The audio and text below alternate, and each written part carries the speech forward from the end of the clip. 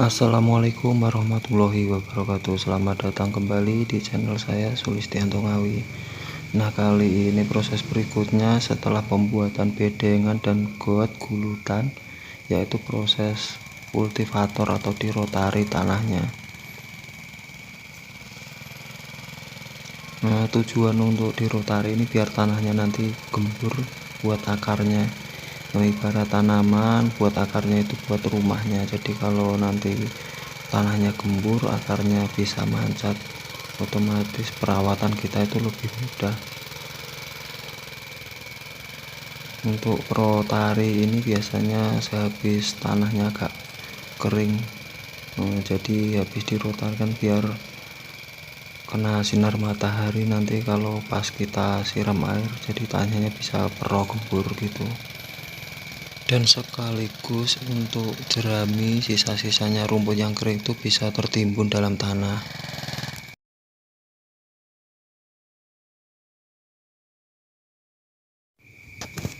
Dan langkah berikutnya yang paling penting ini penyempraian M21, bisa 2 atau 3 hari setelah tanah dikeringkan atau dirotari tadi.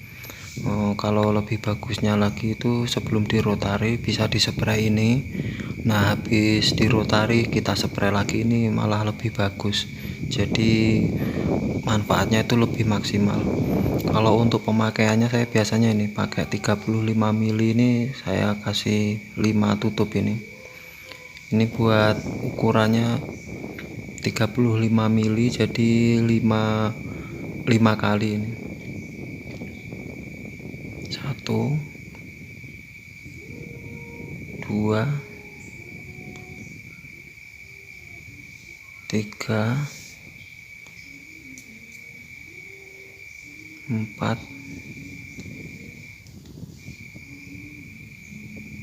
Nah, 5 berarti 5 takaran, 35 mili kali 5 sekitar 175 mili, atau kalau itu bisa 1 gelas minuman yang kecil itu, gelasan itu. Nah, tujuannya saya spray M21 ini biasanya kan sisa-sisa jerami, memaksimalkan pupuk kompos gitu.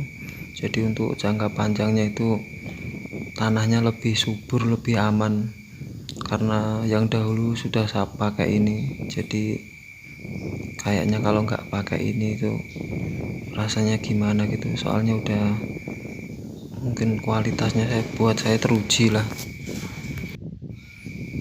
Jadi kalau saya sendiri per tangki ini saya kasih 175 mili.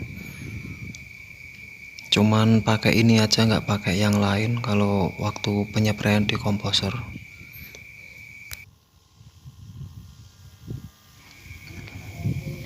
Oh ya teman-teman, ini kenapa gulutannya atau gotnya bedengan ini dangkal, karena untuk lahan saya yang satu ini beda dengan lahan yang satunya. Jadi struktur tanahnya ini tedes lah kalau orang sini bilang. Yang bawah itu kayak ada padasnya, itu kerikil-kerikil kecil gitu.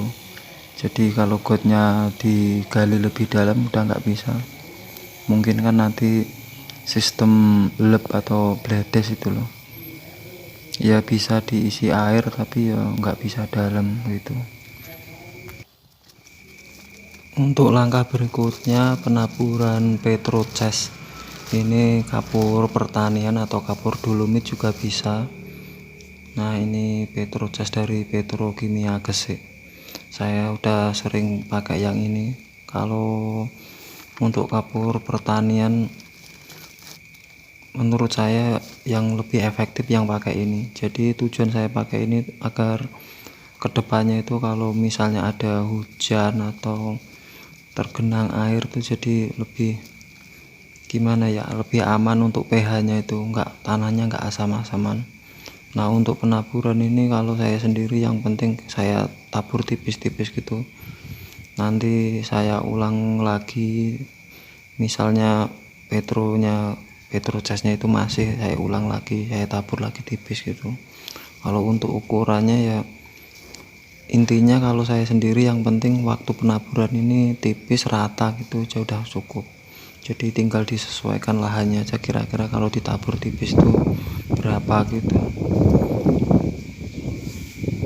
Karena menurut saya antisipasi itu lebih penting ya. Jadi misal kita tanam bawang merah itu kedepannya kemungkinan kalau misal ada hujan semalaman itu yang ekstrim itu kan, kita takut tanahnya itu drop pH-nya. Jadi kalau untuk penaburan ini bisa memaksimalkan kendala kita kedepannya itu biasanya apa, tanam bawang merah. Nah, untuk antisipasi jadi saya pakai kapur pertanian ini biar pH-nya itu normal lah, tujuannya kurang lebihnya seperti itu. Ini bisa ditabur setelah itu tadi di penyepraian komposer. Dan langkah berikutnya ya ini penaburan pupuk kompos kohe. Ini saya buat sendiri. Ini kotoran sapi saya kasih sekam arang itu, terus pakai EM4 sama trichoderma itu, jadi agak pro gini.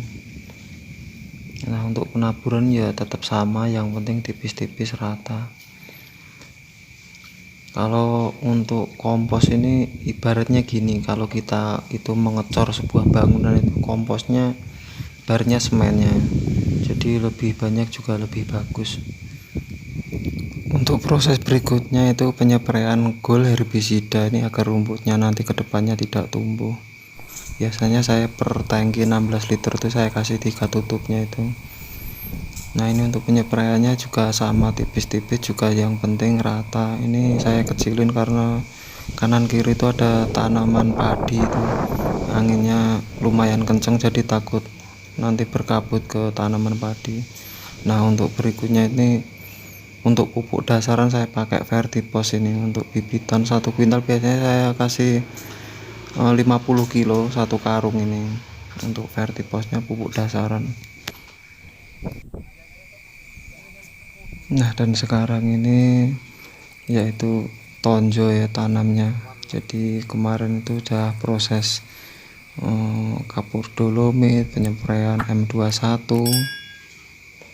Untuk teman-teman jangan lupa subscribe ya, biar nanti ada di notifikasi HP kalian. Dan yang baru nonton video ini semoga dimudahkan dalam segalanya. Nah, ini untuk tanamannya ini jaraknya saya pakai 13 kali 17 ini.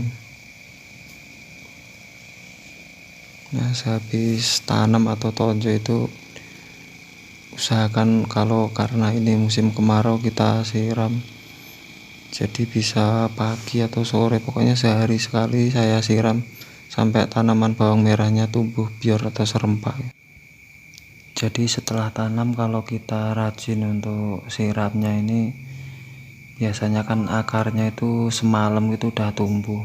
Kalau kita nggak siram tiap hari, biasanya akarnya itu ngelinting atau kering gitu. Nanti bawang merahnya itu pas tumbuh itu bisa nggak serempak atau warnanya hijau tua, nggak mubus gedang gitu. Akhirnya tanaman itu kedepannya macet, pertumbuhannya itu susah untuk subur. Nah, tujuannya selain untuk itu, jadi tanahnya ini kan agak basah, jadi kan dingin lah gitu buat akarnya itu. Soalnya akar yang baru tumbuh itu ibaratnya ya kayak bayi yang baru lahir itu, jadi masih putih itu, apa itu akarnya kan kayak putihan, masih lembut itu, belum akar tua gitu.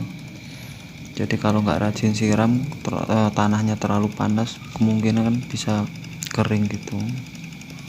Nah, kurang lebihnya seperti itu teman-teman. Video ini mungkin kedepannya saya mohon maaf kalau ada salah kata atau mungkin kurang berkenan.